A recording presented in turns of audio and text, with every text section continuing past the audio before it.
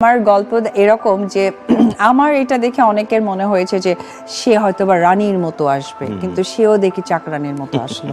অপু বিশ্বাস তার ক্ষোভ এগিয়ে আরও বলেন, অনেকে ভেবেছিল আমি যখন সেই সময় টিভির পর্দায় ছেলেকে নিয়ে এসেছিলাম, অনেকে ভেবেছিল আমি খুব ভুল কাজ করেছি।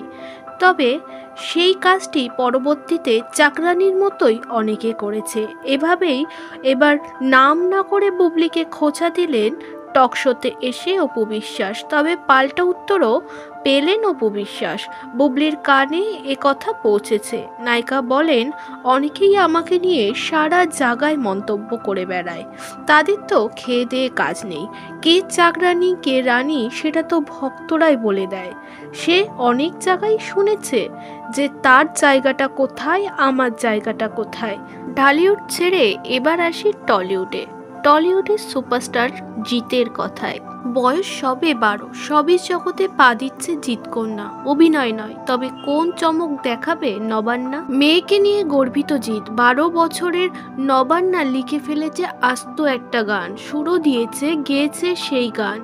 ক্রিসমাসে মুক্তি পেতে চলেছে জিৎকন্যার সেই কারনামা। সুপারস্টার বাবার মেয়ে, তবে বাবার দেখানো পথে হেঁটে নয়, নিজের পরিচিতি তৈরি করতে বড় পদক্ষেপ নিল জিতের 12 বছরের মেয়ে নবান্না।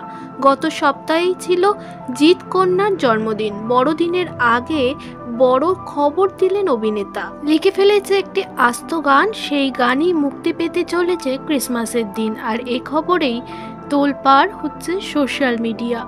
জিৎ এক্স হ্যান্ডেলে এই খবর শেয়ার করে নেন। শনিবার সমাজ মাধ্যমে জিৎ লিখলেন, দিস ক্রিসমাস ইভের জন্য তৈরি থাকুন।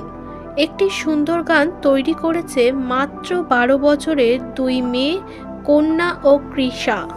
খুব তাড়াতাড়ি চমক আসতে চলেছে। অভিনেতার এই পোস্টে ছোট নবান্নাকে শুভেচ্ছা বার্তায় ভরিয়েছে অনুরাগীরা।